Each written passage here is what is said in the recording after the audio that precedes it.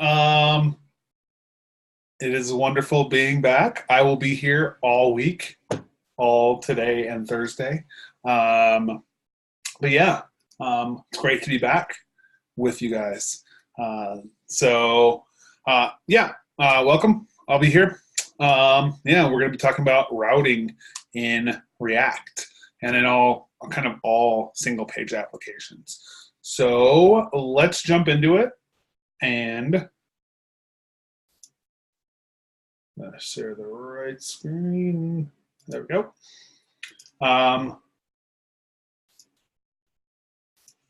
Give me a thumbs up if you see TK right now. Cool. All right. So kind of want to go over what we're going to be talking about tonight, what we expect you to know or be able to work on by the end of the night. First, we're going to talk about what client-side routing is and the purpose of it. Then we're going to set up React Router, which is a third-party library that's not part of the core React library. And we're gonna set it up with React to get basic routing set up. Talk about the route component, which is part of setting that stuff up. Talk about the link component, which allows us to route within our app. And then we're going to create dynamic routes, which is where the real fun begins. So that's really what we're set up with tonight. First things first, I want to talk about what the purpose of what we call client-side routing is. Who can tell me the opposite of client-side routing? You can just throw it into Slack in the lecture channel.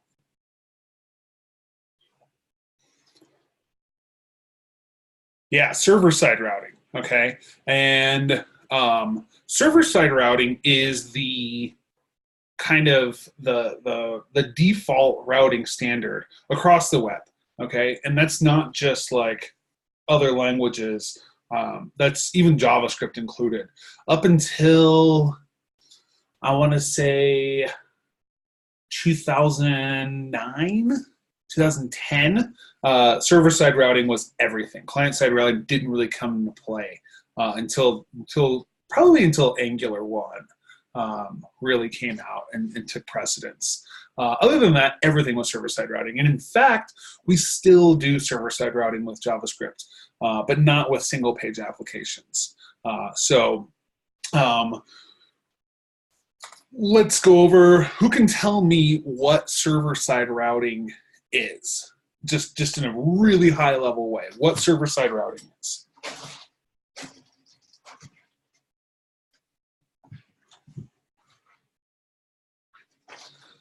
And Tim, to kind of answer your question, but also leave it a little mysterious, the benefit is something, and there's also pros and cons to both. Okay, let's see. Server gets the request and returns the data. Yep. Client has a request data from the server. Okay. New web page is sent from the server when a new URL is entered. Fully loads one thing at a time. Moving from URL to URL on the server. Lots of refreshing. I like all these. Whole page refresh causes the whole page refresh. So traditionally, what a server-side route is you will enter a URL, and all of this is going to come into play up here in our URL bar, right? You're going to enter a URL. Your browser is going to read this URL, and it's going to break it down piece by piece, and it's going to say there's got to be a server at this address. So to go hit up the server, and it's going to tell the server, give me everything in the Web2 folder and everything in the module folder inside of that, and then everything, my screen is being blocked, and then everything in the rec blah, blah, blah folder, okay? And so what we get is this. We get that initial request, and the server sends us back an HTML document. In that HTML document, we're going to have a request to the server for some JavaScript. We're going to have a request to the server for some CSS. And that whole package is loaded at one time when we send that initial request. So now let's say we filled out a form, okay? We click the submit button. What we get is we get all of that form data is sent to the server, and then the server is going to take all that form data, build a new HTML page, send that back to us, and we're going to get a full page reload. And we're going to get a full page reload every single time. We click a link, we send form data, we ask for new data. Let's think about, well, I'll get there in a minute, but we get this page refresh every single time. Who can tell me what some cons are from getting a page refresh every time? Like, what are the cons of that? It's slow. Yeah, so think about it. You have to reload the entire page. You have to re-download the entire page every single time anything changes, right? So we can still use some JavaScript to open little buttons and modals and things like that. But anytime the data on the page needs to change, we have to download all new HTML, all new JavaScript, all new CSS. Okay, so we're going to go back to the pros of that in a minute, though. So what happens when we get to client-side routing? Client-side, oh, actually, no, I'm gonna skip. I'm gonna hold off on client-side routing. Who can tell me some traditional programming languages that rely on server-side routing? It's like the biggest one on the internet is one of these. C++, PHP, Ruby on Rails. Yep, all of those are correct. Java. Yeah, it's literally like every single server-side language, and even including Node. Okay, rely on server-side routing. So if you've done anything in PHP before, anything in Ruby or Django, Java, C# are like probably the biggest ones. You can definitely write a web server in C++, and any other language out there. Yeah, that's going to be client or server-side routing. Okay, so think about like Facebook is written entirely in PHP, or was. Now it's being moved over to React, but the entirety of Facebook was written in PHP. So every time you clicked on like a like, sort of, yeah, maybe a like button did it. I'm not sure if a like button actually did it, but putting a comment on someone else's page or someone else's thing would cause a refresh of the page. Okay, so there's a lot of that going on, and that's traditional, right? That's up until 2010-ish. That's the only way we did it. Then comes our single page application. So can anyone tell me what a single page application is?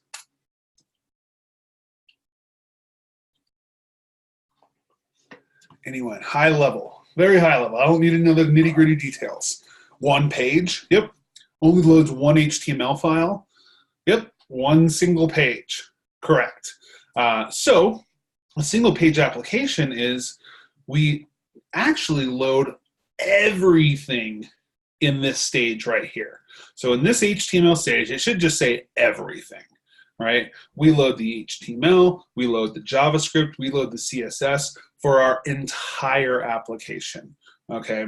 So when we write a React app, we can write this like multi-page application and it all comes down at one time, all right? What's the purpose of that? Why do we do that? There's a couple of different reasons why we do that. I'd love to hear your fast. And we're not talking about load time fast. We're talking about once we have it loaded, then clicking around and doing things and submitting forms and changing things on our app is incredibly fast, okay? So we don't have to send that request to the server every time and get a brand new page and wait for that to download and then wait for us to re-render the page. We can just do that inside of our client, right? And that's what a single page application is. It's everything compact into one. And so we can think of a single page application, and why we call it a single page application and why we even use the application word at all is because we are creating these little mini apps, right? We're creating these like what would be, you know, in the native world, like you download a desktop application and you get all of the code right then and there for it. And your desktop application still communicates with the server when it needs to, but you download everything at once, right? And so that's where we get this web application idea from, is that, or a native phone app, right? We do the same thing. We download everything and then we go based on that. So In this case, in our single page application, we do what's called client-side routing. And we don't ever ask the server, and I don't want to say ever, that's a bad word to use, but we very, very, very rarely, if ever, ask the server for more HTML, right? CSS, JavaScript. And we're talking, there's going to be some contrarians here that say like, oh, what about chunking? And there's some very advanced ways that we would, but we're not getting into that. That's out of the scope of this lecture. So we're going to say very rarely would we ask the server for more HTML, JavaScript, or CSS. All we ask the server for is data. Okay, we will need to communicate with the server. We will need to get new data. We will need to send the server data, right? But this data is in a format we call JSON, which stands for JavaScript Object Notation. And it's very compact and it's very lightweight and it travels very fast and we can download it incredibly fast. And then we plug it into our application here. And so we know that a single application is faster once we have it loaded. What are some cons to a single page application?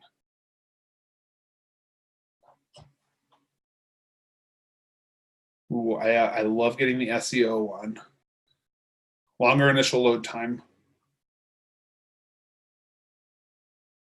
Dynamic data, longer initial load time. Okay, so let me confront the SEO thing right off the bat. Those who don't know what SEO stands for, it stands for search engine optimization. Kind of learned about that when we talked about semantic HTML. When single page apps were first coming into precedence, when it was first beginning huge, Google and Yahoo and whoever else does SEO, Bing and DuckDuckGo and whoever else does it, didn't know how to deal with it. Okay, and so they would get one page loaded and that would count as the SEO for your entire application. There's been such a prevalence of single page applications throughout the community that they've had to learn to properly get SEO in single page apps. So SEO is not really a concern any longer when we talk about spas. Okay, they know how to deal with it now. There might be tricks and things you could do with traditional apps that help get better SEO, but for the most part, it's pretty on par with traditional pages now.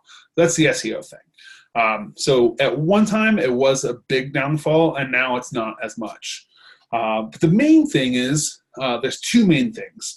That initial load time, right?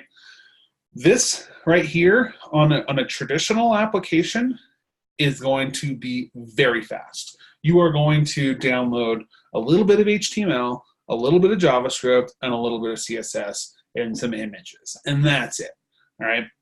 And that's all, okay? This right here is a monolith. It is a massive piece of everything. Included in this is the entire React framework, the entire every other library you've included in your application, all of the HTML, whether or not that client is ever going to use it, they still download it. All of the CSS, whether or not that client is ever going to use it, they still download it. Okay, so regardless of whether that client is looking at one page or 100, they're going to download everything in that initial request. And regardless if one client looks at one page or 100, they're going to download one at a time with traditional. So there are pros and cons to each. Okay, how much larger are we talking about? I would say the difference between like double-digit kilobytes to triple-digit. No, maybe not triple-digit. Possibly, but you're probably looking at like a basic React app.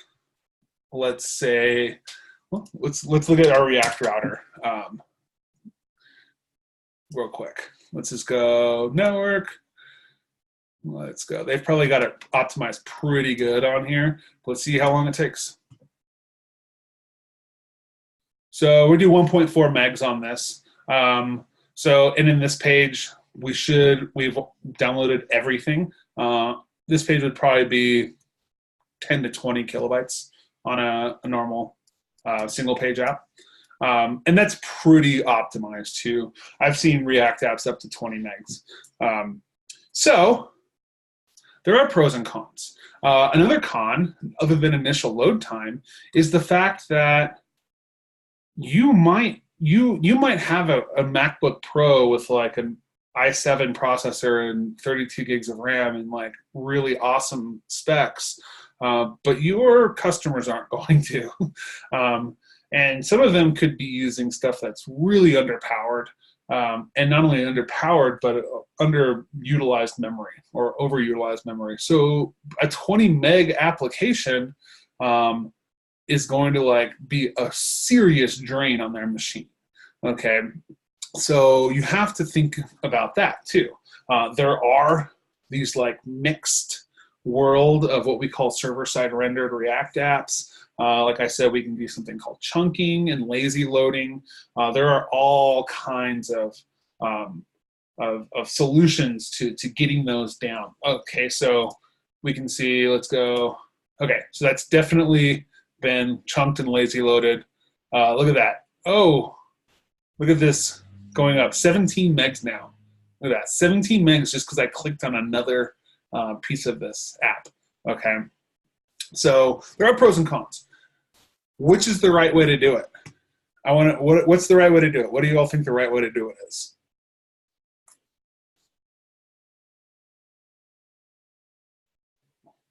Thank you. Depends, right? It depends on what we're trying to do. There is no right way. Thank you, Angela. There's no right way. It depends on what we're trying to do, right?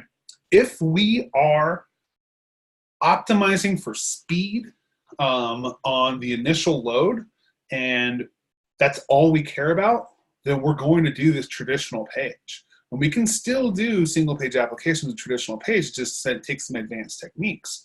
But so things that are going to always do server-side rendering or server-side routing are e-commerce apps. So e-commerce apps are kind of the king of server-side rendering. If you go to someone's store online, you want that page to load as fast as possible. Okay, doesn't matter. Doesn't matter. You know how it might be like 100 milliseconds slower on changing pages once you get that initial load, but you don't care. That initial load is all that matters. On a big like app like Twitter, you don't care about that initial load because you have a captive audience already, and they're going to wait another second or two for your app to load. Okay, so the single page app might be the best. Once you get into the field and once you start working in the industry, that's going to be a decision that's made by the senior engineers, by the management, product team of how you're going to do that. And so just know that both of them are viable options, and neither one of them is 100% right for every job. But we're going to be focusing on client side because that is kind of the React way for right now. So when I said like the hybrid, you saw me pull up that React router docs, right? We can go, okay, we get that 1.4 megabyte initial load time. So you loaded it up fast. And then I clicked on something in here, and then it went and loaded up a bunch more stuff that it needed, okay? And it takes a little bit longer. But they really wanted that initial load time to be fast. And so, yeah, now I went and downloaded 16.9 megs more stuff because we also have a code sandbox window in here. That's what happened. But yeah, so that's a hybrid. We're going to be focusing solely on the client side routing for the rest of your time here in React. Okay. Once you get into labs, if you want to look into SSR or something like Next.js, which does server-side rendering, by all means, go for it. Spa day. It's spa day today. Cool. So any questions right now regarding the different styles of dealing with of routing with a server?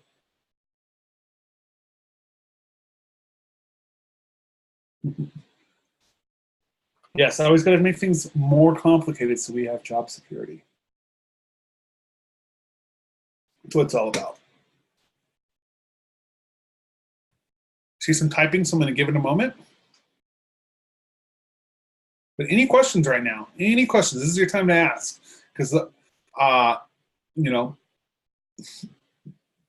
software engineering and web development in general are just full of crazy acronyms, and I want to make sure that we get those explained as much as possible.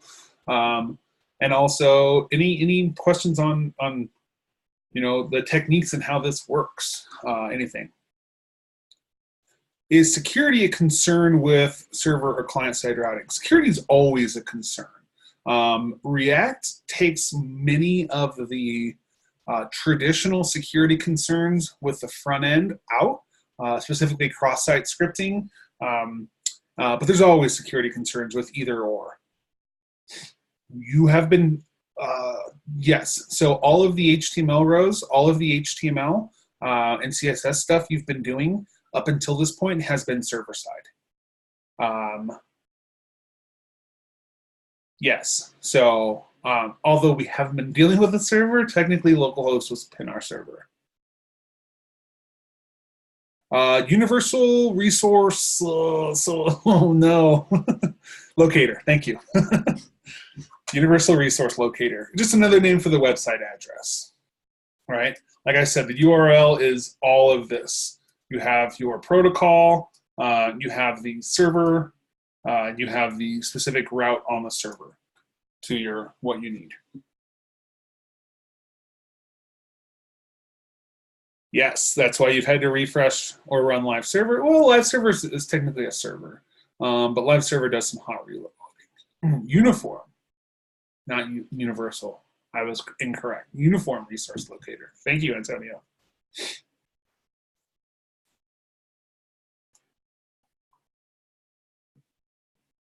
All right, any other questions? I see some typing, so I'm going to give it another minute.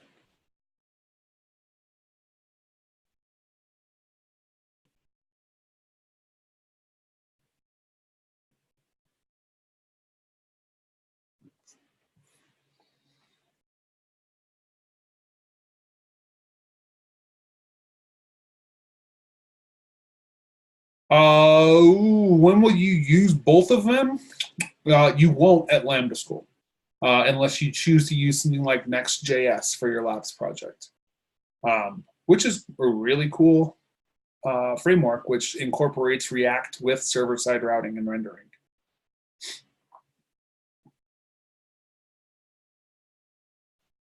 We'll get to that in just right now, Daniel. Daniel asked, when would you use React Router rather than React Router DOM? Yeah, we'll get to that right now.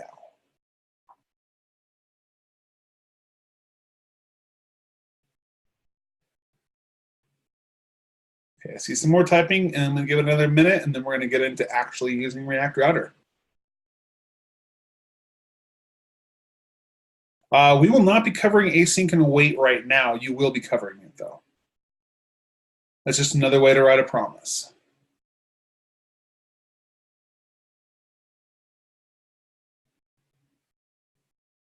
You can use React with Ruby. Yeah, but you would have to. I'm not a Ruby person. I've written a little bit of Ruby. I've not done any Rails, but I assume it's just like any. You can run React on the server and have it render a page for you that you then send. So yes, you can use it with Ruby. You can use it with Python, with C#, .NET, ASP, everything, Java, Spring. But it's just a different way of doing it. Okay, I'm going to jump into React Router. So, like I said, React Router is, let me get it to the front. React Router is the one solution. Okay, this React is what we call a lean, unopinionated framework. In fact, many people don't consider it a framework at all. They consider it more of a UI library. And the reason we say it's lean and unopinionated, because if you have ever used any other framework before, every framework comes with their own routing library, automatically installed. React said that's not the purpose of React. We're not here to tell you how to do your routing. We're not here to tell you how to do your rendering. That's not the purpose of React. React is to take data and render UI based on that data. That's it. Okay, so it doesn't come shipped with a routing package. Benedict, that's a loaded question. What is a framework? A framework is kind of, I want to say, everything. Everything rolled into one is a framework. So a front-end framework, Angular is probably the best example of what a framework is. It has literally everything. It has your UI based on your data. It has all of your routing for you. It does all of your HTTPS requests, all your AJAX stuff. It has a way for you to manage your state, has a way for you to manage all of your data in there, and it's all in one package. Okay. React said, there's already that. That already exists. We want to give the freedom to the developers. That's one of the reasons React is pretty popular right now, is because we get this one package and then we can pick and choose the other stuff. Many people think and believe, I think correctly, that maybe I don't need a routing thing for my app. Maybe my app is a single page and that's it. Why do I need to download all of this bloated software and include it on my page when I don't need that? So that's one of the things that React is really good at, is you only pick what you want included in your files. Yes, React is a library. So one of those things that React doesn't come shipped with is a router. And so there have been a few, there still are a few, React Router, there's Reach Router out there. And in fact, React Router, just to give you a little history lesson, had a drastic rewrite from version 3 to version 4, so much so that it broke a lot of stuff on the internet, right? But the React Router people decided that what they were doing with React Router version 1, 2, and 3 were not the React way.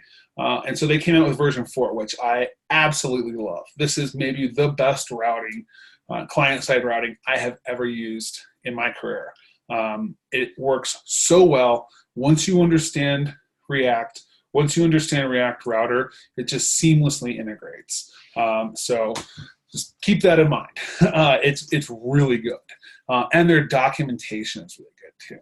So I believe it was Danielle that asked, yep, when will we use React Router plain rather than React Router DOM? And we can see here that we have a web version, which is going to take us to React Router DOM, and a native version, which is for use with React Native. So we can see React Native is a little bit different. And then there's also the core, which is kind of everything under the hood without the DOM or the native stuff put on it. But we're going to be doing web, okay? And so, the future, we'll read that later. Let's go, I want to see that quick start guide. Oh, maybe we can, oh no. So they used to have this really good like side-by-side of basic routing, and they had like Angular, and then they had Express, and they had a bunch of different routing stuff. I wish they'd still had that on here because it was really great to show of how everyone did it differently. But essentially with React Router, we are importing pre-written components. So React Router is going to give us a library of pre-written components and then allow us to use that directly in our regular components as we would any other component, okay?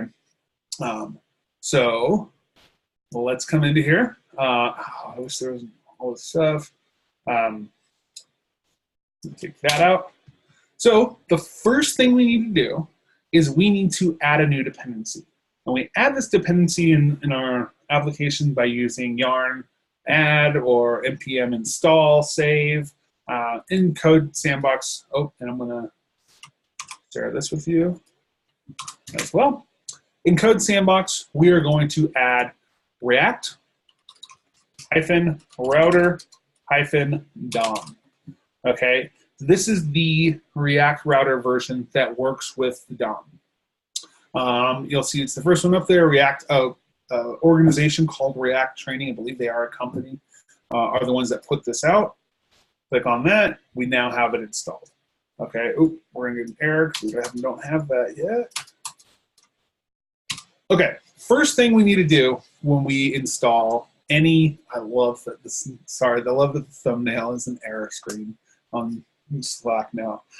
First thing we do when we install any third-party package, what do we need to do?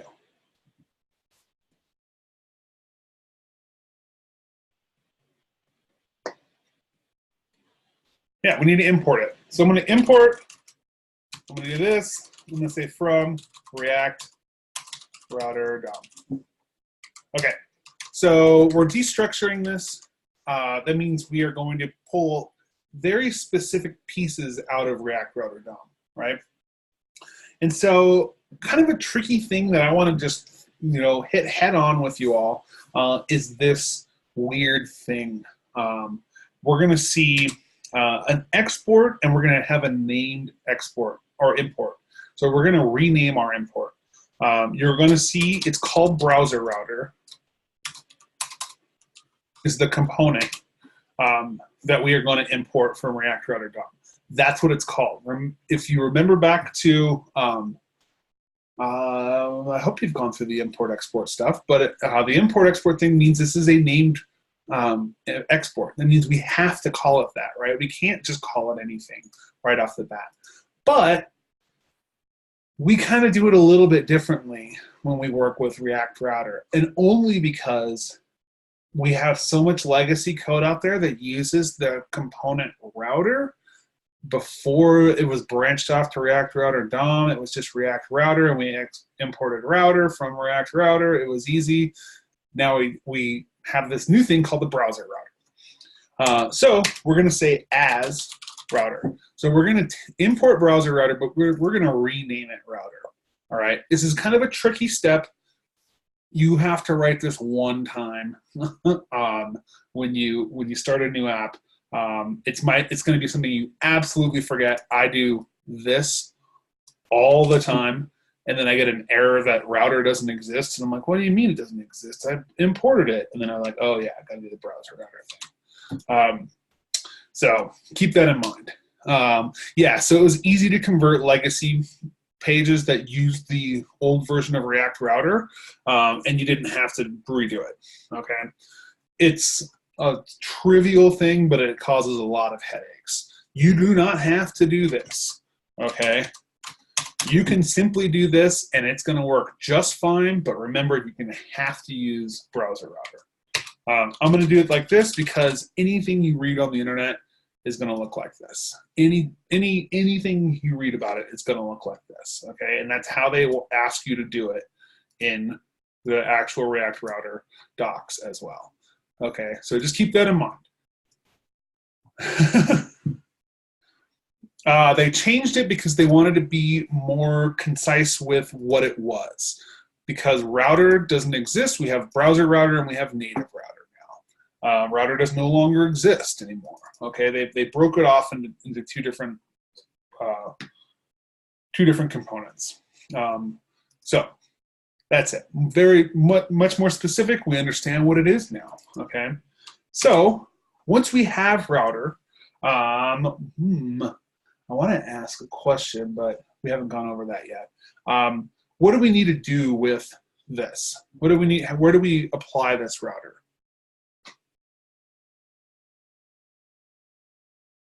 Yeah, we're gonna wrap our app. So we haven't gotten there, but we actually call this a higher order component. Okay, so we wrap our entire application with this component. Okay, remember you're gonna use the open just like we would HTML, and we use the close tag on the second one, and we wrap our entire app in it. All right. So now we have access to a new library. We can use this library within our app anywhere we want in our app, and it's going to understand what we're talking about. So router actually, it hijacks a native DOM-specific API called history. Okay, so we can open this up. We'll open our console, clear all that. And we'll clear that. And let's say window.history. And history is a part of our native DOM, or our native web API, okay? History has the where we are, how to get to a new place, how to go back in time, how to all of our back buttons and forward buttons and refresh buttons are all controlled by this thing called history. Router hijacks that because we don't want to use this anymore. Because what this does is it reverts back to server-side rendering or server-side routing, okay? It's going to automatically do it. Remember, just like if you've used a form before, we use prevent default because it refers back to server-side routing, and we don't want that anymore. So React Router hijacks history. It also hijacks something called location. And location has everything to do with what's in our URL bar, right? Host name, there's our host. It even has our protocol, okay? The path name that we're asking it for, the origin, has a lot of information about the page that we're currently on, okay? So React Router actually goes in and says, these two things are no longer working. We're gonna provide our own versions of those, okay? Benedict, yes. So Benedict said, is that when you go to a spa and accidentally hit back and it reloads the entire thing and you lose what you're doing? Yep.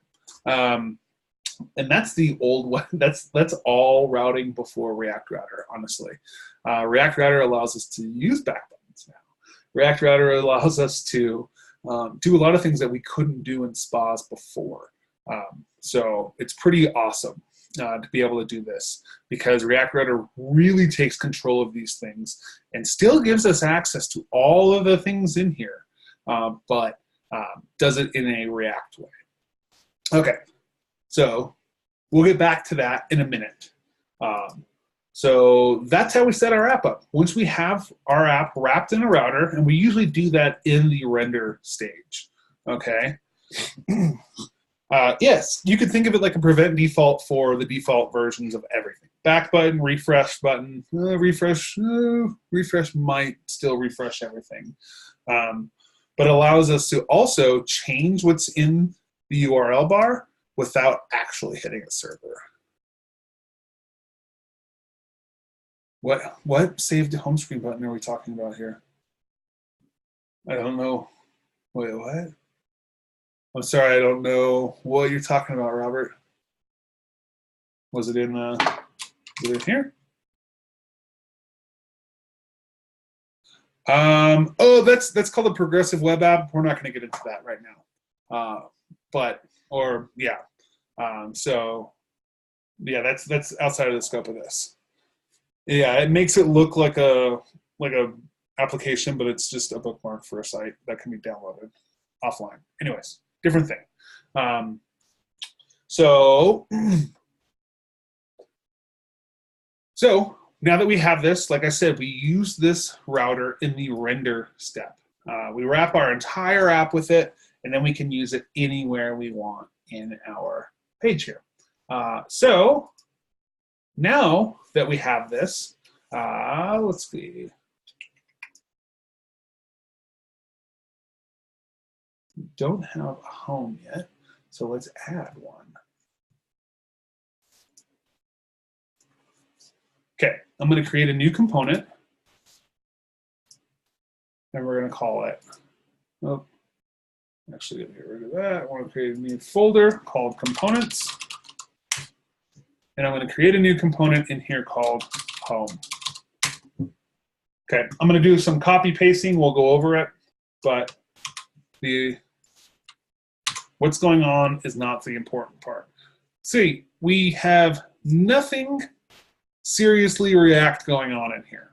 This could just be an HTML file, right? We have a div with a class name, we have an image with a class name and a source and no alt, which should always have an alt, and we have a button, okay? But, cancel that. We don't have it on our page yet, okay?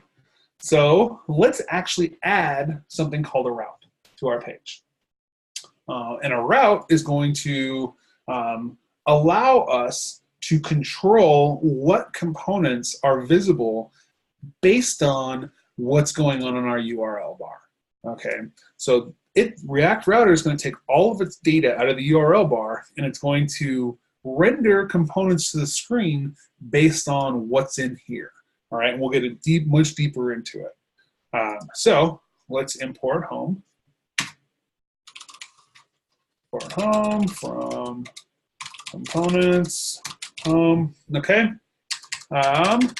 And first and foremost, let's just import home.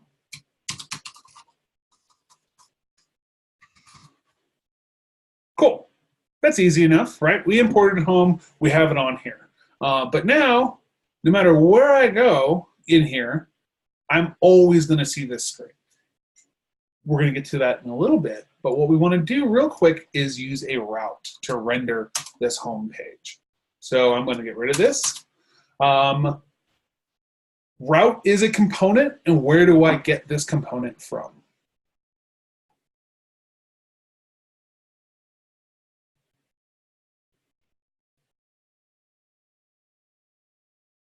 We have four different.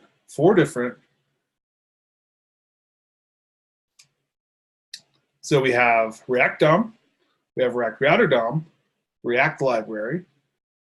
We need something called route, excuse me, not router.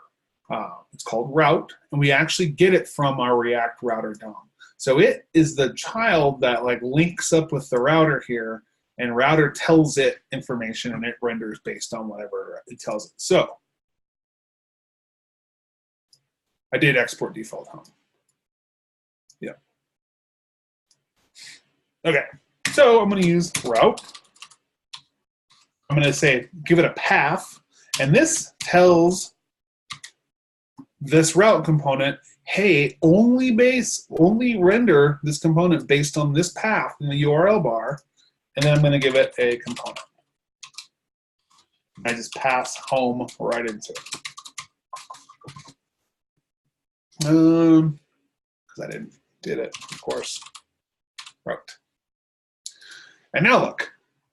Now we have that home component based on this. I'm going to break this down, and we're going to get a little bit deeper into this after the break. If you have any questions right now, throw them into Slack, and I will answer them when we get back. So take 5, and I'll see you in 5 minutes.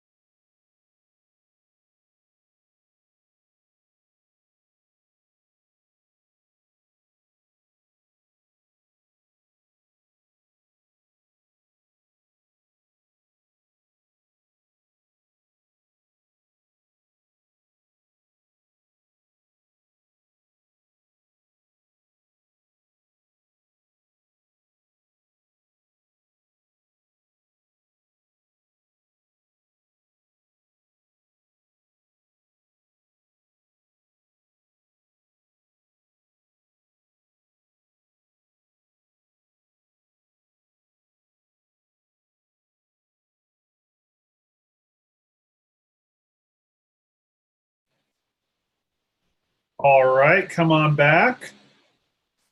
And we will continue on with our React router demo.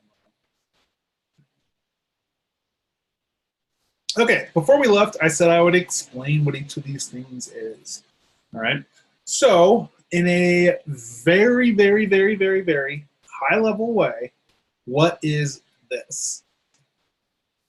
In like the React concept way.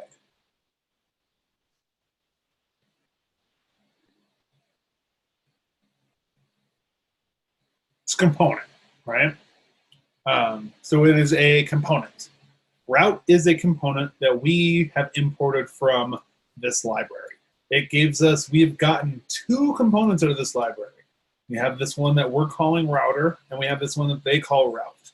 Okay, we wrap our entire app with the router. That means we have access to the router throughout our entire app now.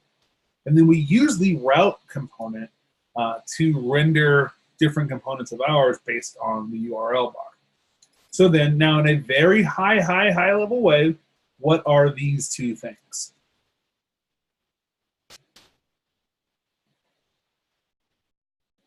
Yes, they are props, right? Props of this component.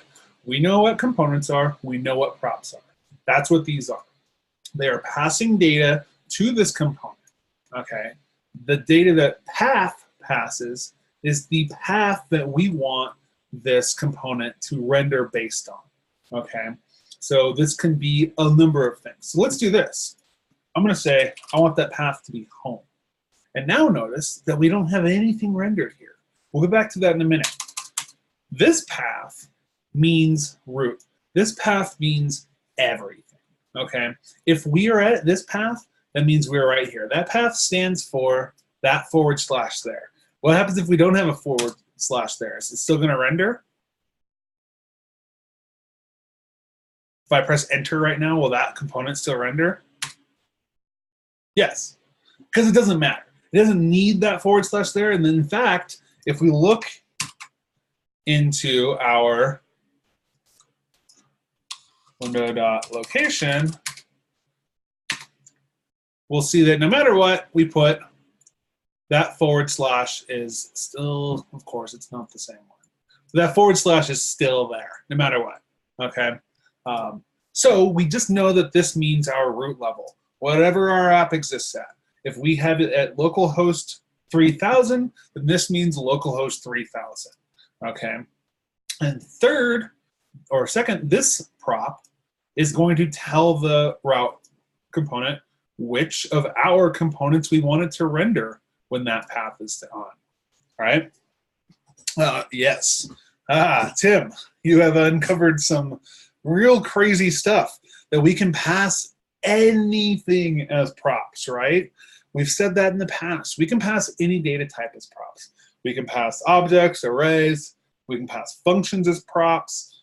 We can pass numbers, booleans, strings. And we can also pass entire components as props, okay? Leslie, we don't use the hash symbol in React.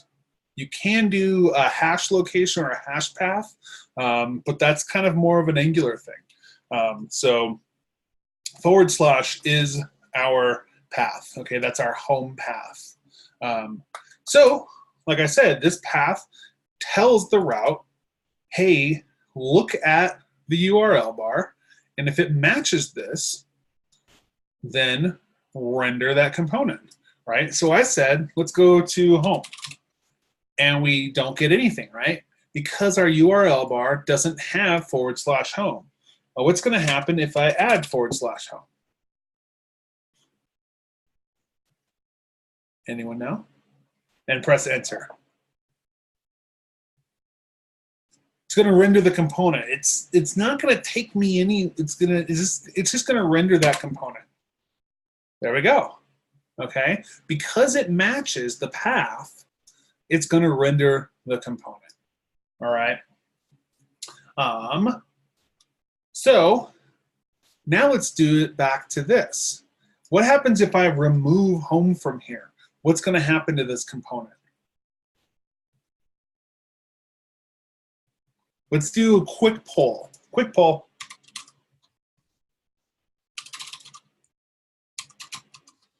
Hold on 1 second. Don't type anything.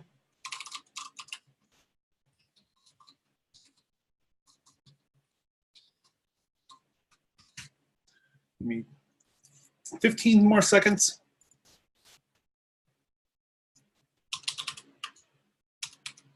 I don't even know if that's how you spell despair, but that's what you're gonna have to deal with.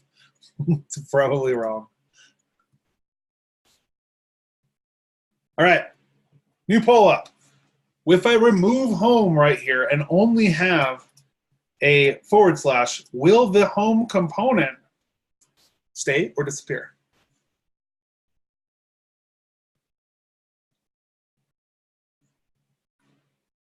It's anonymous, so feel free to vote with what your heart says, not with what everyone else is saying.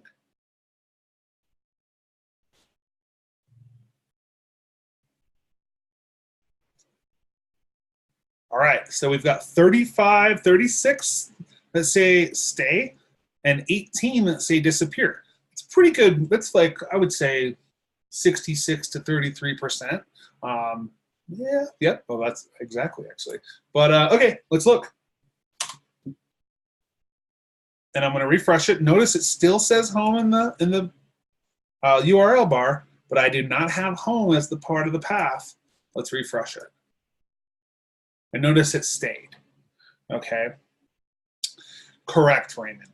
So the path here is going to match up until that exact point, okay? And so, I mean, I didn't mean exact. It's gonna match that path. If this path exists in here, then it's going to be considered a match, okay? So you need to understand that this path is matched because it's right there. What if I could add more? Dan, lambda, something else, and it still matches because that path is still right there, okay? So, yes, the URL bar determines what's rendered to the screen, okay? Yes, that's absolutely correct, Bradley. So since this still has that path in there, it's still going to render that. So what we could use is another prop on here. And we can go into our React router and we can go basics. It just gives us examples now. It doesn't really give us, oh, the guide. There we go, API, browser router. Let's go to route. Come on all the way down here, and we can see that the props that route takes. So it takes render, children, path, exact, strict, location sensitive. Let's look at this exact route or prop that it can take. So it says exact takes a Boolean, okay? When true, will only match if the path matches the location path name exactly, okay? So let's come in here and let's write exact is true. And now look, it's gone. It's gone because it says this is the only path. This and only this should this component render for, all right? Would it still render if you had homework? Let's try it out. That's great. And let's take exact off. I believe it would. But let's see. Oh, maybe it would. Home, and then we can do homework.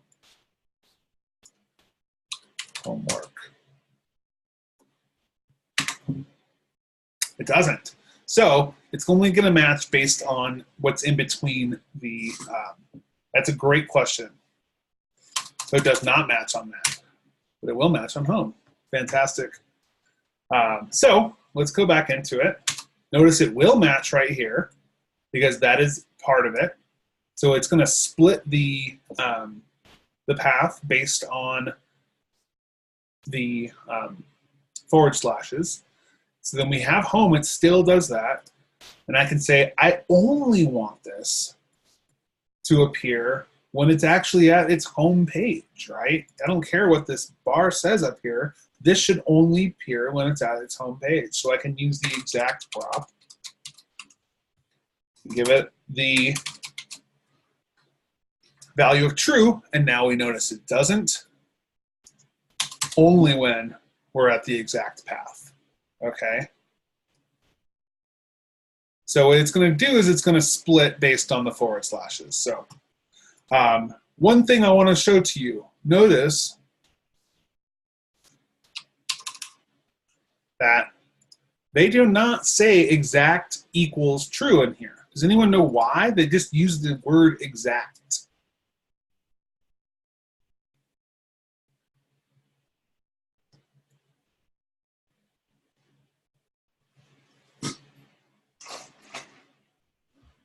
Yeah. So React, and this is kind of a funky one that kind of throws everyone for a loop when we use just the name of a prop, it automatically defaults that to true, okay? So React actually says that we shouldn't ever write something like this unless this is going to change at some point. We should only, if it's true, and it's always going to be true, we should just write the name of the prop, okay? So that's it. That's all it is. It's nothing crazy or weird, or it's going to be the same prop, and it's just going to be, the value is going to be true. Okay, so we can just write exact on there if we want exact to be true. And notice that exact defaults to false if we don't write it in there, okay? Any questions on that exact now?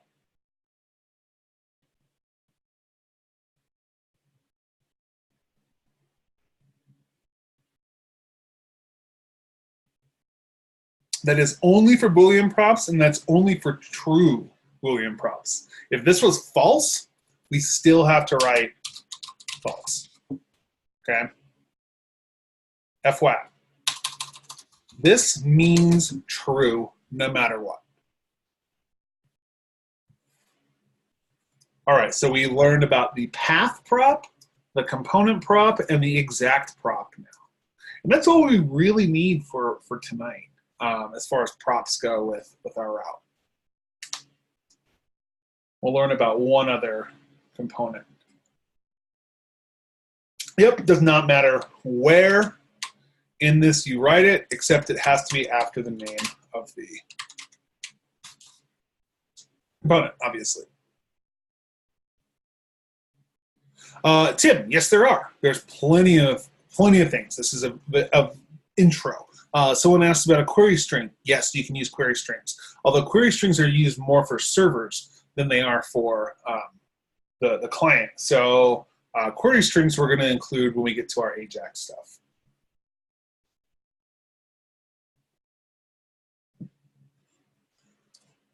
So Amber, false is default with route.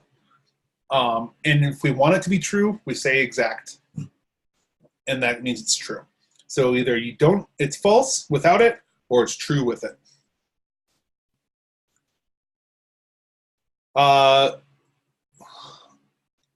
Yeah, Stephen, we'll go over that in the end of this lecture, actually, how to do some funky routing. We call it dynamic routing. Cool.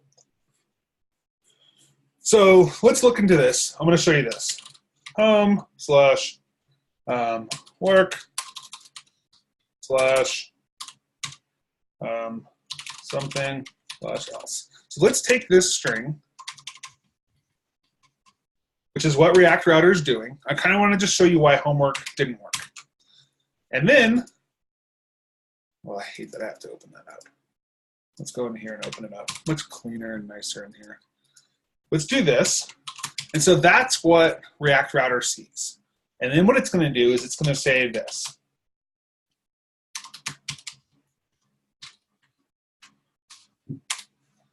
Okay, so it's going to match based on this array. And this is what's happening behind the scenes. FYI, you don't have to know how to do any of this. I just want to show you how it's working.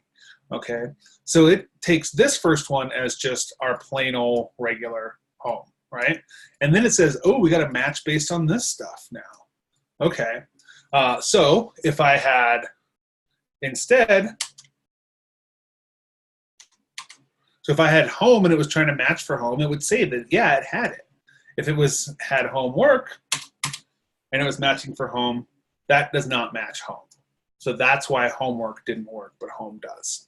FYI, you don't have to know about any of this. This is what's happening behind the scenes. And it's actually using something better than split. It's using regular expressions, which we're not getting into today. Can I use the state of exact in another component? Yeah, totally. This here. Yeah, you can. Because only route cares about it. These, we'll see later that these do not get passed down as components to home, okay? These are only used, these props are only used on the route component.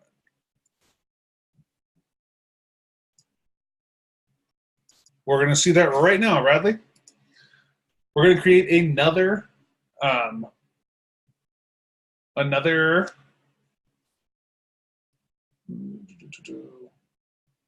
second, another component. We're going to call this item list. All right.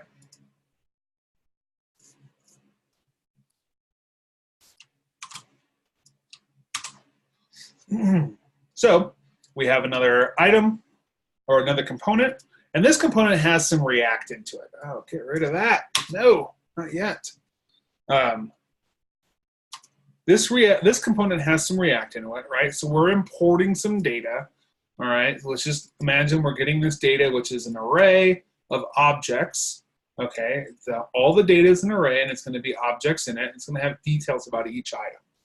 All right, so we're going to map over that, and we're going to create an item for each of those items. Okay, so remember that when we map each item, what is each item? What data type is each item going to be when we use map?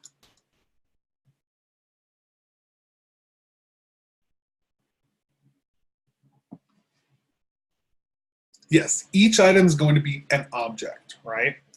And so we can use that object dot notation to say item.id, item.imageURL, item.name, price, etc. Okay, and so each item is going to be that, and we're going to get one of these for each item. Should I break this into its own component? Possibly. We will in a minute, because we're going to add some unique features to each item. But for now, we don't need to. None if we're reusing it, none unless we're reusing it somewhere else. Okay. So let's save that. Let's come back and let's get that item list. Import item list from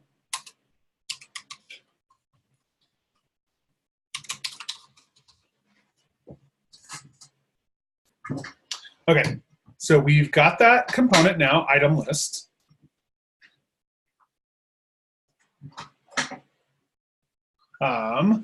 And now let's say we want to, let's just make sure it renders properly.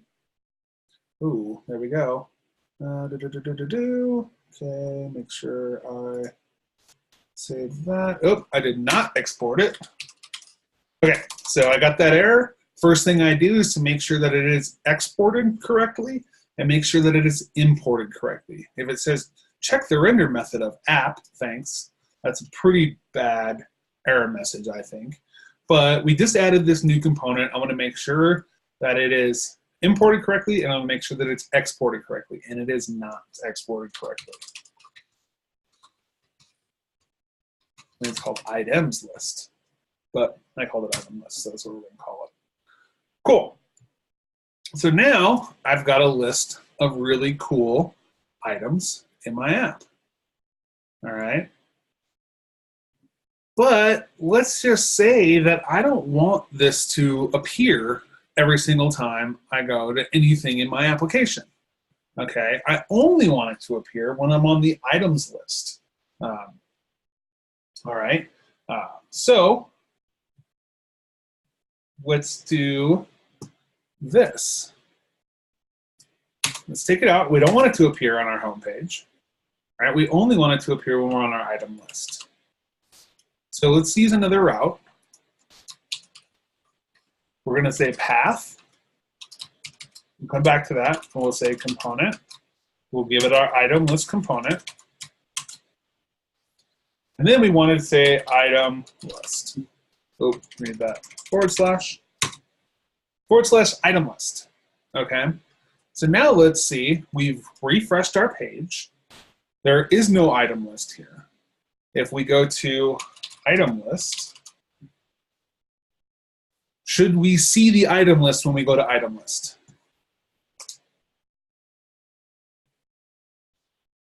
We should. Yes, we should, hopefully, if we did everything right. Should we see the home component when we go to item list?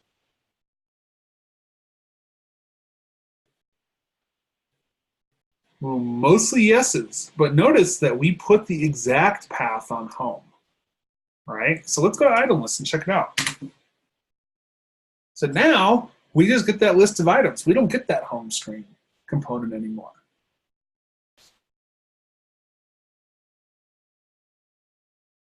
All right, so we have this thing going on, but notice that when I enter a URL, and let me actually pop that out so we can see it in action. I'm going to open this up. I'm going to go to network. I'm going to reload this page. Okay.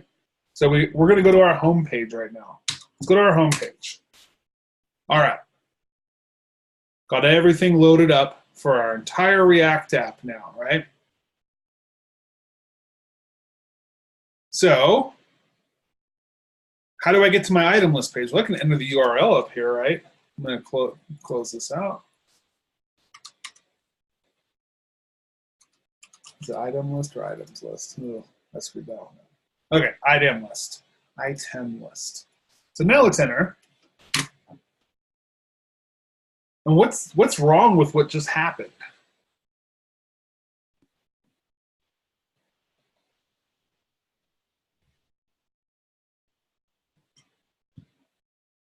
Yeah, we got a page refresh, right? A no bueno page refresh. We do not want that. That defeats the purpose of React, okay?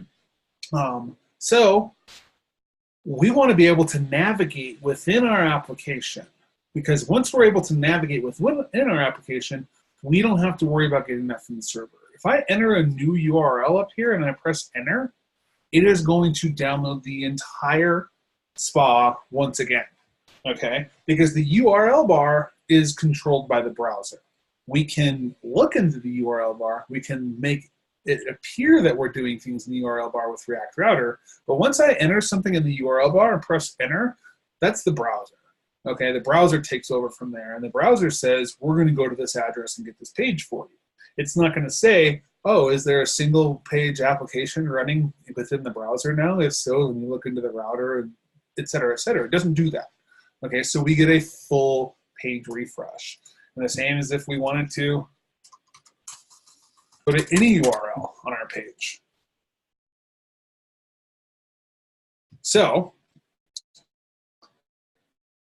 React Router has something for this, right? Who wants to tell me what that is?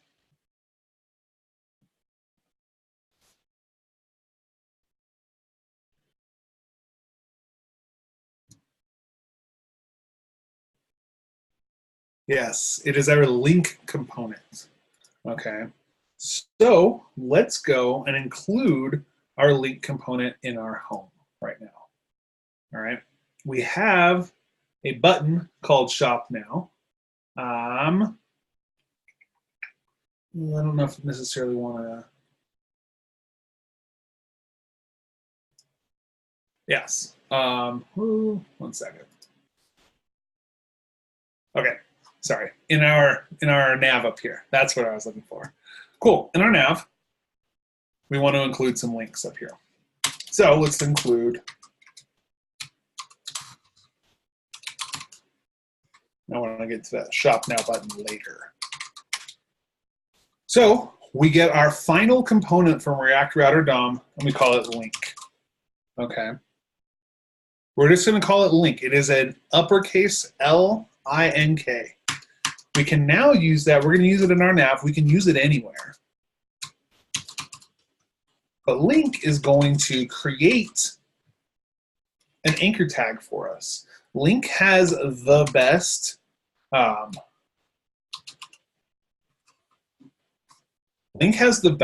prop ever because it's so easy. If I want to create an anchor tag, I have to use the A and the href, which to me mean nothing. Well, they mean a lot to me now as a developer. But when I was learning, I didn't know what A meant or href. I didn't know what that was. I always thought it was like A href. But link says link to. Really simple. Link to what? And now we're going to say link to the path we want it to link to. We just go item list. All right.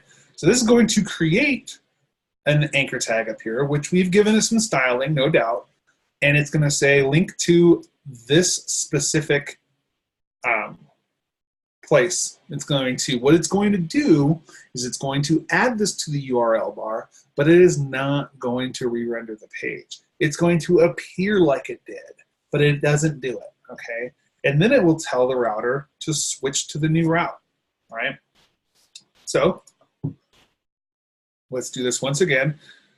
We see we got 17.7 megs of resources loaded. This is definitely not optimized. This is a horribly inefficient page right now. 17.7 megs of resources. We should now only see just the images load. And that's it. And look how fast that was. That's crazy, okay? Crazy how fast that was, all right? Go back, boom, boom, boom. Now we could set something up and this actually will cache the images. If I didn't have the dev tools open, I'd still have disable cache. But React does cache these images, but since I have the dev tools open, it's gonna show them to me and re-download them every time. I believe this is like takeallmymoneyplease.com or something like that. It gets asked every time. So look at that. And it changed the URL bar. Did it actually hit enter and go get a new page?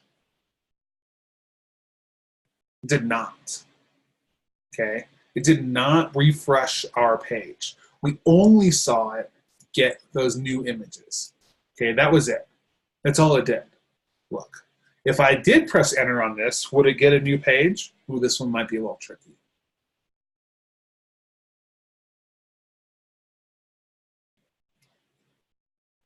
It will. It will if I press enter. Why will it? Download the whole thing again. Or maybe. Come on. Why will it go and do everything again? Yeah, because we don't actually control this right here. This is controlled by the browser. The React router can slip some stuff into there to make it appear like it's changing, but it's not actually changing, okay? So that's how our link works. And now let's actually go in and create another link to home.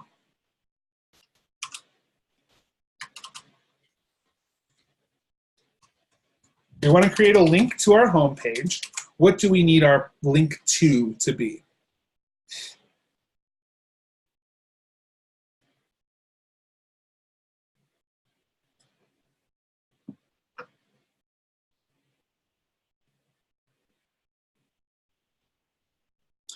Yeah, we want it to match the path, right, that we see in the route. We want it to match that path, okay?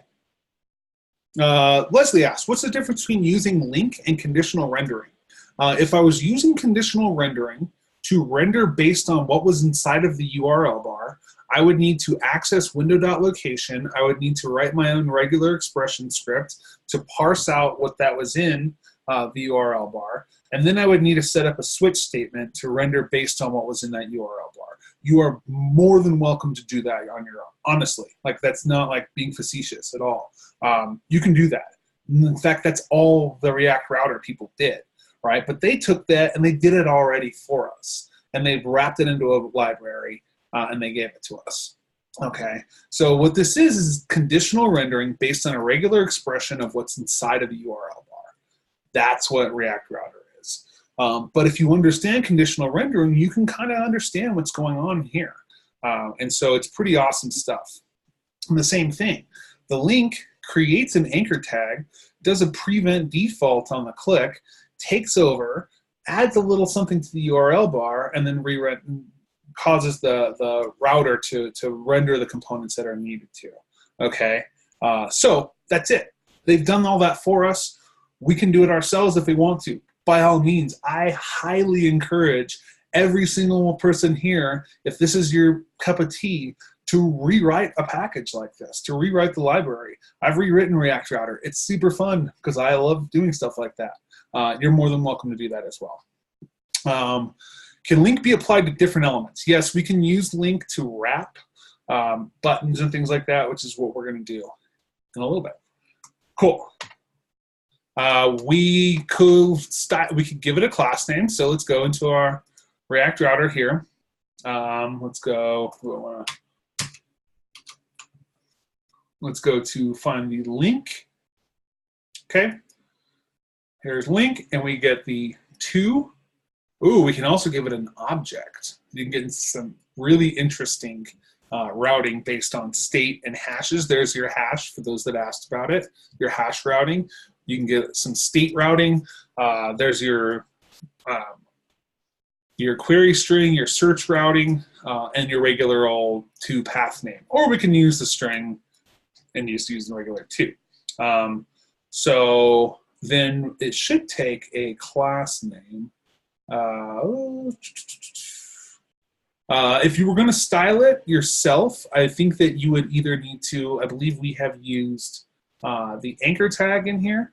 Yep, the anchor tag, because we know that link creates an anchor tag, or you would give it to a subcomponent style. So that's how you do your styling. No, we haven't gotten to styled components yet. Oh yeah, we did already. Yeah, you could use styled components and just view it as a child of the link. That's it. Well, let's go do link with button. Let's see. Let's just figure that out right now. I do need to get to dynamic routes though, because those are really important and they're crazy. So let's go into our home. We have a button here. Import. We're going to import the link component from React Router DOM. Right? Pretty simple. And we're just going to wrap this button, link to. We want it to be item list. And I'll save it. Let's go to our home. And let's click on Shop Now. And it takes us there. So there we go. We have a button that's styled with a class name. We can do everything we want, and we just wrapped it in that link component. Okay? So that's how you would do it. Right? Just as a child of that link component. Notice it doesn't look any different. It doesn't feel like it acts any different. And let's go back to our app. Let's refresh the whole thing. Let's let it all download once again. I'm going to click the Shop Now. And notice that it instantly goes back and forth. Notice our URL bar. Ah, there, finally, it's not getting our, oh, because I had disable cache click, that's why, because I was disabling the cache. So yeah, notice, now we can click around in here, and we're like not even downloading anything new. And it's just like seamlessly moving around. It's amazing, okay? And it appears like we are. And the cool thing about this is, just like you saw where we talked about the back button still works, and I can give this URL to someone, and they can plug it into their URL bar without ever going to home to begin with, and it gets the whole app, and it knows exactly where we want to be, okay? So that's what is awesome about React Router. Really cool stuff. Like I said, it takes a minute to wrap your head completely around it, but once you do and you understand React, it becomes second nature on how to use this. It's really cool stuff. Okay, so what I want to do is create what we call a dynamic route. What if I wanted to, what if I wanted to click on one of these and it take me to a specific page about that item? And I wanted it to say like something like item 12, right?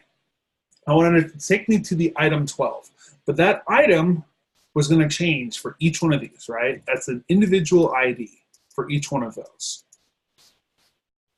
How could I do this? Give me like the most naive solution ever. How would I do this like in what the knowledge we have right now?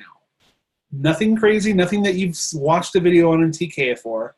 What would be like the easiest way to do this?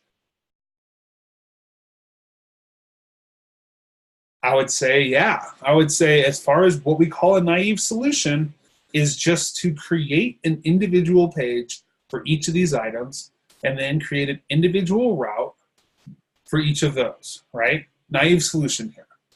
Okay, so we would have an individual component for each item, or we could do something where it's like, yeah, here's like item 12 and it's just the item component, but we do a new route for each item. Okay, well, we know that that's not the way we do things around here, right? That's just like kind of defeats the purpose of using React and using everything. So I do want to introduce you to a set of props that each component receives when they are rendered to the screen. Let's just do it like this.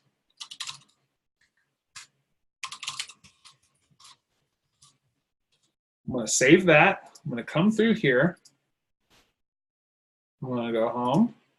I'm going to clear this. Let's go to our console, clear that. I'm going to press refresh.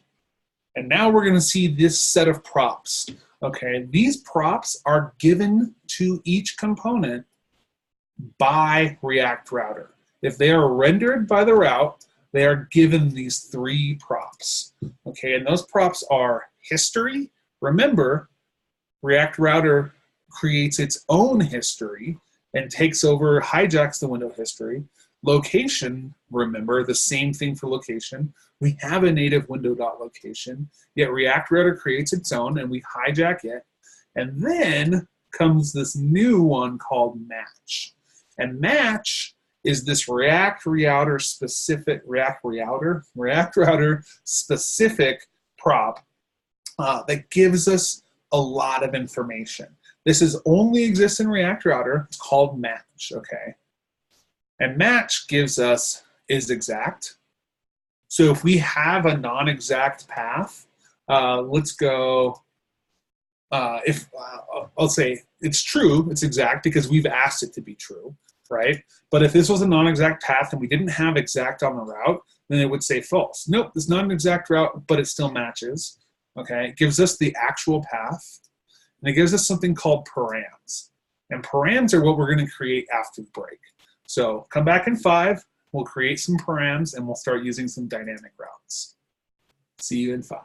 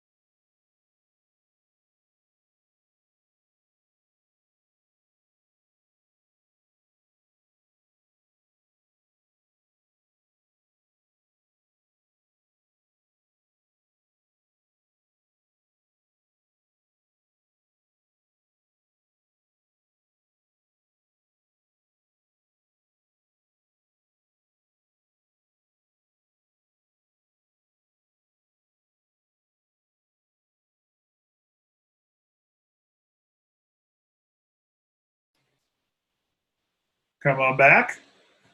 Ooh, let's get to my favorite part of React Router, dynamic routing. Okay, so remember, we don't want to have to rewrite a new path for each parameter or each item. If they're the same exact component, but it has an identifying factor to it, identifying feature to it, we want to be able to capture that in the path. Okay, so we could do something like, let's go into here and I can say items list, item list. I take my mouse out of the way. Oh my gosh. Item, oh boy, list, right? Good item list. There we go. And then I can give it, a parameter like 12, once again, right?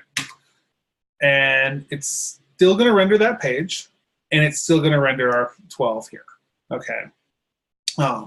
But we want to be able to capture this and name it, because when we get to this, we want to say exact on it, right? We don't want to show that item list any longer of what it is, okay? Like, we don't want to show that whole list. We just want to show the one item. So I'm going to say exact. Save that. We'll refresh it. And now notice that we don't get anything on here. Okay, so how do we write a path that says I want it to be item list, but I also want to add something that's going to change at the end of it? How do I do that? Does anyone have an idea?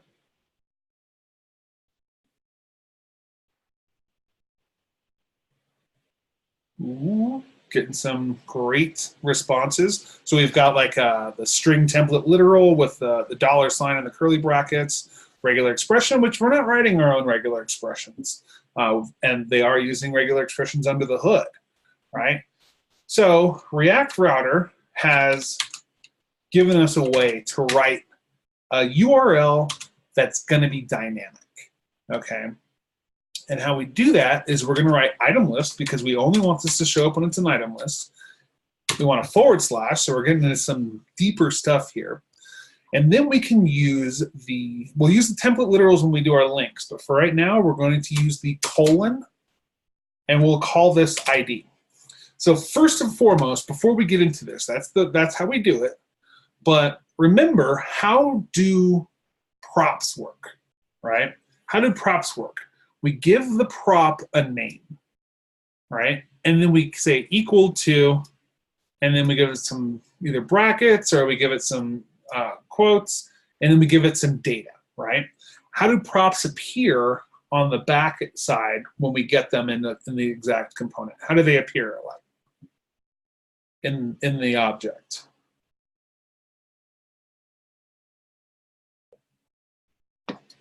It's key value pairs, right? So once we get, if I did this, I can't do it right there because that's for Thursday, but if I say home and I say something and I say it has the else, we're saying if home, a prop called something, and make that something equal to else, right? That's what we're doing. So it's a key value pair in an object, okay? We noticed that inside of our home, or inside of all components rendered by that route, we get 3 props. That's fine. We understand that we didn't write these props. We didn't do anything with these props. We didn't create them. But this is bonus stuff that Router's given us.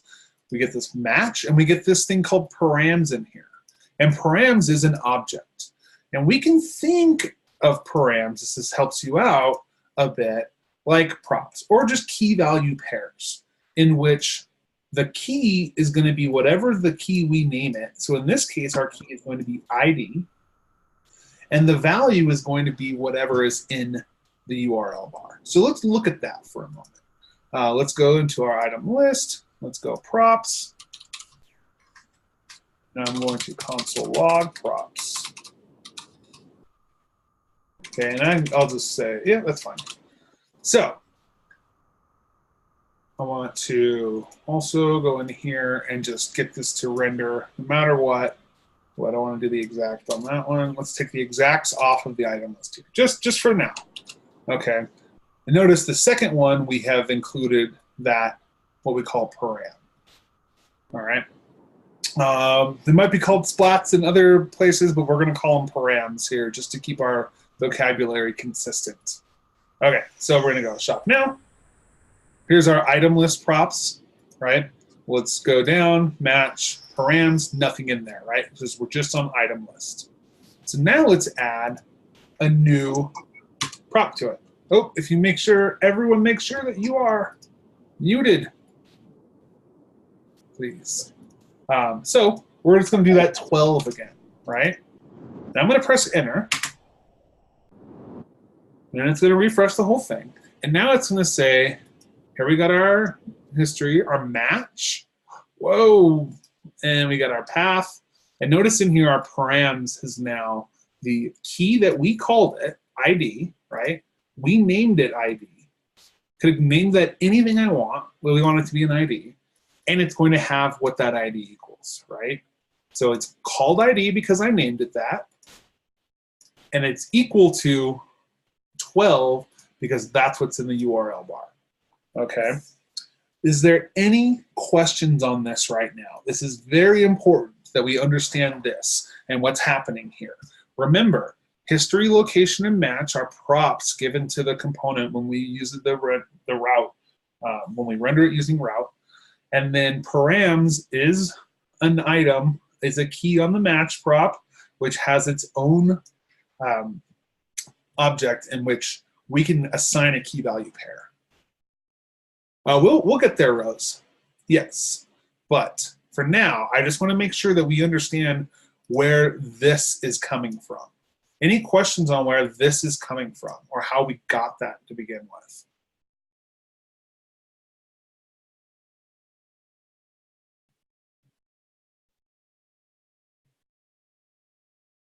Correct. So the exact area of the URL, since I said the second item on the list, like the second string in the URL here should be mapped to ID, then that means the second string on the URL is going to be mapped to ID there.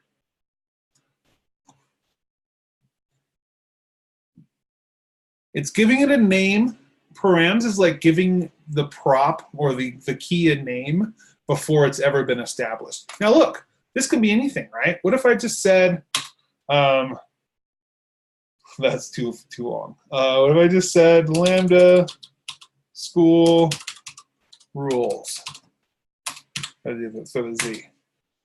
We'll see that we have an ID with lambda school rules. Okay, so whatever's in that second spot is going to be what our ID, the value of ID. Okay, and also we can call this whatever we want, right? I'll save it. We'll get a new, and it's called whatever we want. We get to name what this is. The user or we will determine what goes in there. Keep the colon. The colon means this is a param and this is going to be dynamic data. If we just did this, what would that match be? Anyone know? This is a great question. If we didn't have the colon in there. I want this to be exact again. It would be looking for, we get nothing, first of all, and it would be looking for something called, specifically, whatever we want. And there it comes again, right? If we said 12, nothing, because we didn't ask for that. So we got to put that colon to tell it this is not what we're going to call the part of the URL. This is something that's going to change and be different every single time. So I'm going to call it back to ID again. It's ignored. It's not ignored in the colon. It's literally telling the router that we want, if I said ID, that means I specifically want it to be ID, right? With the colon there, it's saying create a parameter called ID and give it the value of whatever's in the URL bar in its place. So it's like a parameter in a function, right? If you write a function and you give it a parameter, it's saying this is going to equal something when we call that function later. But for now, we're just going to leave it like this. That's exactly what it's like. And that's probably why they called it param.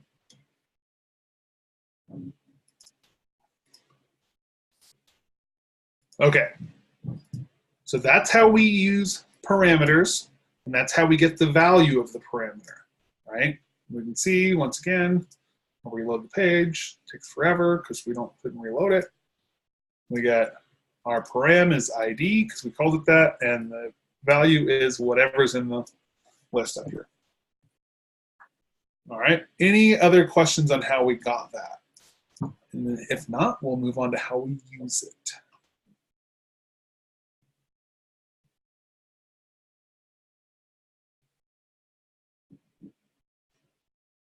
I haven't used the props at all in item list. I have simply console logged it.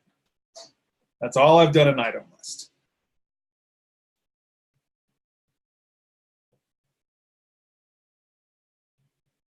Because we've given it the data of items. Oh, it doesn't know that there's 12 items. That's, like I said, this could be Dan's just making things up. Okay. It's not doing anything with that. Sorry if that was confusing. I just wanted to point out that that's where that comes into play. Cool. All right. So let's create one more new component. We're going to call this item.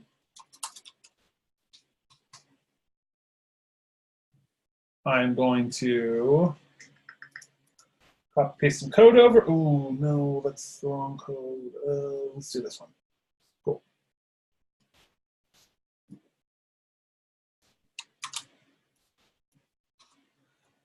So we're just going to take the item. We're going to get that data from items. We're going to get the props. We're going to render a single item. How we get that single item is going to be up to us in a minute. But let's come into our index. And now instead of saying component item list, we're going to say component item. Okay, and we will get that. We'll import it properly. Oops. Oh, yeah. There we go. We're going to import this properly. Okay, so now we'll see that the exact path for home is our home path. The exact path for item list is the item list. And then we don't really need an exact path for the item itself, but we know that the item is going to take a parameter and that's going to be different for each item. All right.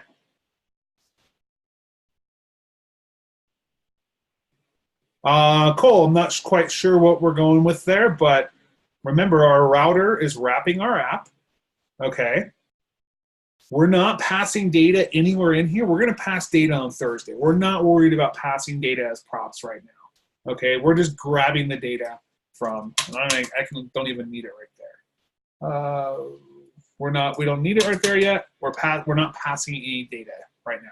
We're just focusing on rendering components based on the route, okay? So our router wraps our app. We can use the route component anywhere inside of our app we want, including children. We can use the link component anywhere inside of our app we want, including children, which we will see in just a minute. And then we're rendering 3 separate components based on what's in the URL bar, all right? And that's it. I'm gonna get to item list. I'm gonna remove this for a moment.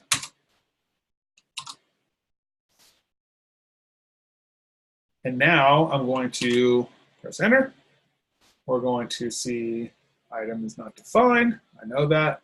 Let's just do this for now. Item equals items I'll just say the first item in there, no matter what it is. Let's just say that. And we're going to say console log props. Okay. Getting there. Oh no. Okay, that's fine. Oh boy. All right. Let's go home. Let's go shop now, or we can click shop now.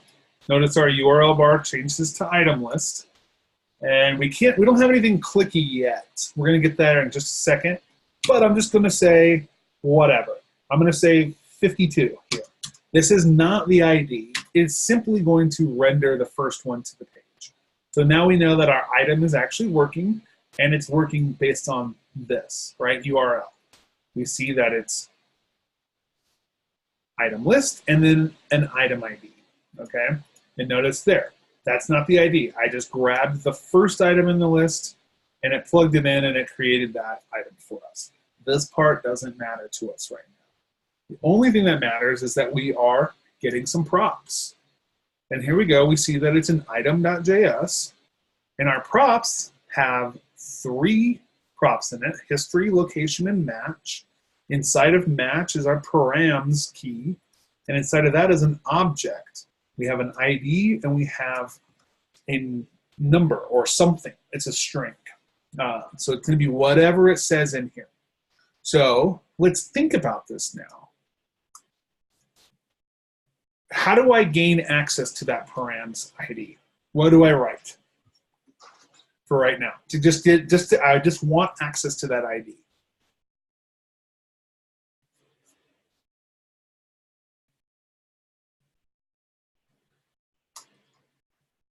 Yeah, we're going to use props, right? It's in our props. So we have location, history, and match in our props. We're going to say .match. That's what we want. Then we're going to say inside of match is .params. Inside of that is .id. Okay, so that's what we want here. All right. Does that make sense? Any questions on that? We've called it ID, so that's the, can we have multiple params? Yes, we could. Long story short, yes. And we can call them whatever we want, right? Okay.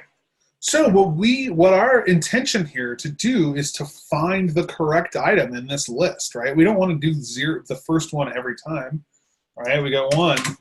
It's the same thing. We don't want to do that. We want to find the exact item in that list. There are a few ways I can go about doing this. Why don't you just give me a way right off the top of your head, which way you would do it, right? We have an array and we have an ID. How would we get that? The link to the sandbox is in Slack already, but here it is again. I'm saying we have an items array and we have an ID. How do I find the exact item in that list? What way would you use? What way would you use to find the exact item in that list that matches that ID? There's a few different ways we could do it. And I'm talking about plain old JavaScript. Cool. We got reduce. We've got map. Ternary is going to be pretty difficult, Rose, if there are more than a few in there. But let's stick to some array methods. If you had 3, then ternary would work really well. But yeah, I was thinking of map, filter, reduce, find, those type of methods. So map would work really well. What does map return every time? An array. It returns an array. So if we were to do map, then we would need to actually get the item out of the array. We could do reduce, but reduce seems, to be honest, a bit overkill for this. We have a very specific, and filter works as well, but filter also returns an array. What works really well is find. If you haven't used find yet, it works exactly like filter, but it returns the actual item rather than an array with the item in it. And it will return the first item it finds. So let's go item, and we say item.id equals props. match.params.id. I know it's a lot of chaining and weirdness, and we will return that. So it's just going to check to see if the item is the same ID, and if it is, return it. Okay. No, let's call this item is not a great word. We'll call that product. I like the word product better for this. Okay.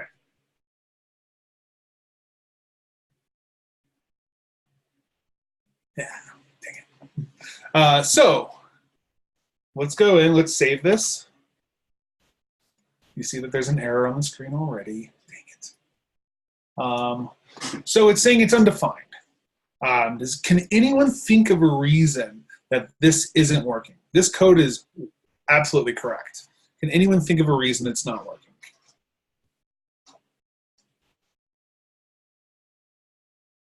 The ID doesn't match. Naming, like I said, this code is correct right here. This is the correct code we do. It's got a, type, right? So a couple of you said, and I don't expect any of you to like be mind readers and go ahead and understand this, but does anyone know what type the param is, the value of the param is always going to be? It's always going to be a string, okay? Always, always, always going to be a string. Because it doesn't know. It gets this from the URL bar. That's a string to the params, right? It doesn't know whether that's 51 or if that's Magic Johnson, right? It doesn't know the difference. It just knows that that's a string that's in the param. So we have to understand that this is all, the value is always going to be a string. And if we look in our data, our ID in our data is a number. All right, so we can do one of two things. We can either change our ID to a string, or we can change our string to a number, okay? I will never, ever, ever recommend anyone use double equals, personally. So you can if you want, but that's there. You're gonna have to really understand what double equals does. And sometimes we don't want to use double equals. Because we are looking for a string and we want a number, or we're getting a string and we need a number, that kind of thing. So I'm going to go into item, and I'm going to say you can do a number of different ways. I'm going to just use the number, and I'll give it that. You could use parseInt. ParseInt also works. Parse float might work as well, although you wouldn't want to do that. There's a number of different ways. Or I can do this.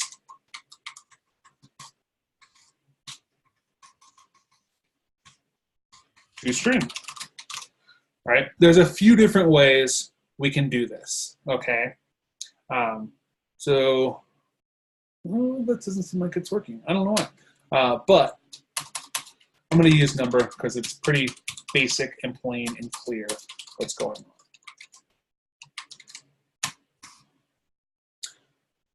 Why is it still giving that to me? What the heck?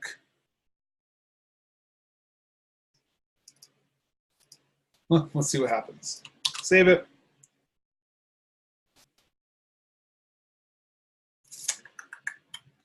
All right, we're going to console log item. So it's telling me that item is still undefined. Should not be. Oh, I know why. Because 51 is not one of our items. So you're going to have to deal with an error boundaries like that as well. Like, what if the item doesn't exist? Take it to a 404 page, etc. We're going to only worry about items that do exist. We got 0 through 11. So let's go with 0. All right. So it's popping up, right? Correct. First time. All right, let's go with just a random 1, 7. Boom. Look at that. Now we're getting each individual item to render to the page. Any questions on this right now?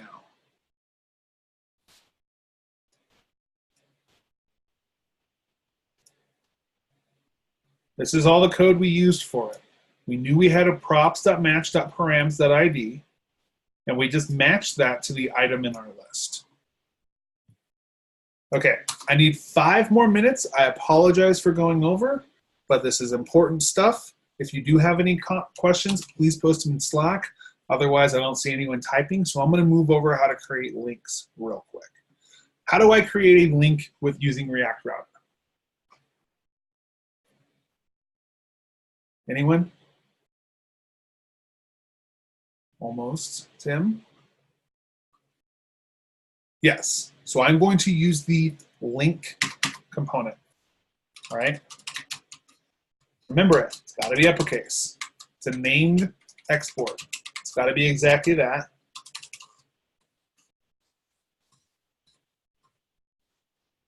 From React Router DOM. Okay. Now, I could make each and every one of these, the whole thing, a link. Okay, but I'm just going to do the name for right now. So how do I make this name a link? What are the 2 different ways I can do it? How do I do it?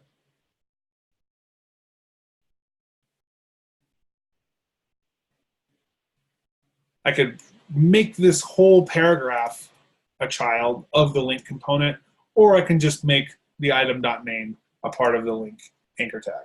I'm going to wrap the whole thing because we already have styling on that piece. We're going to say link. I'm not going to fill it out yet. Okay, so we know that link needs a to prop, and it needs a link to something.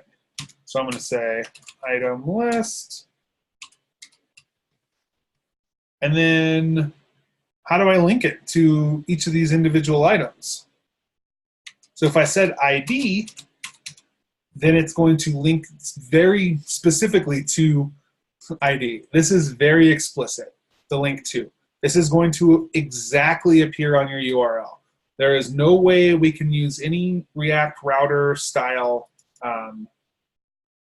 shortcuts to make this appear any other way than what is explicitly put here. Yeah, we're going to use a string template literal for this.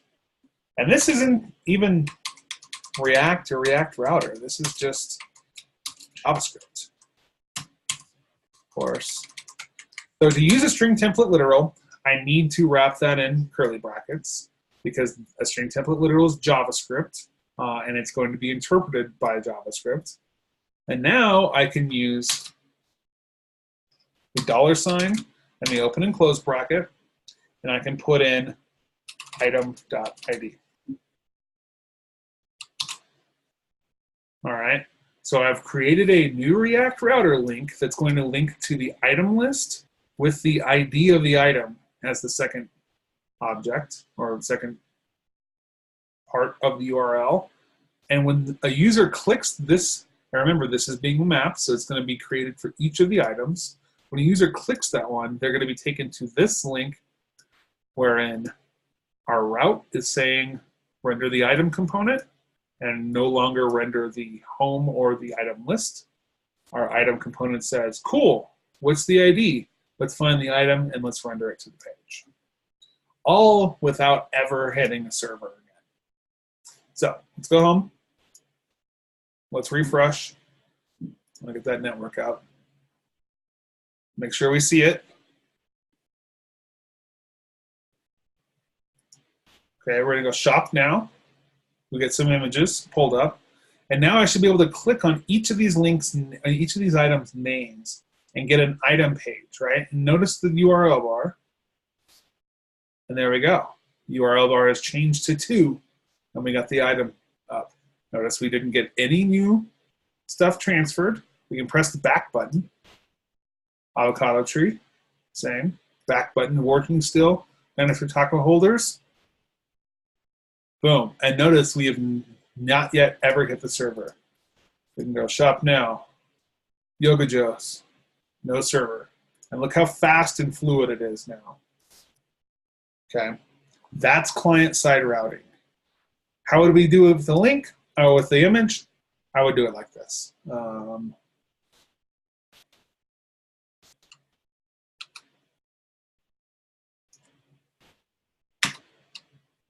And I think this might screw our styling up a little bit. Well, let's figure it out. Let's find out. Nope. Okay, let's load it up. Okay, yep, it works just the same.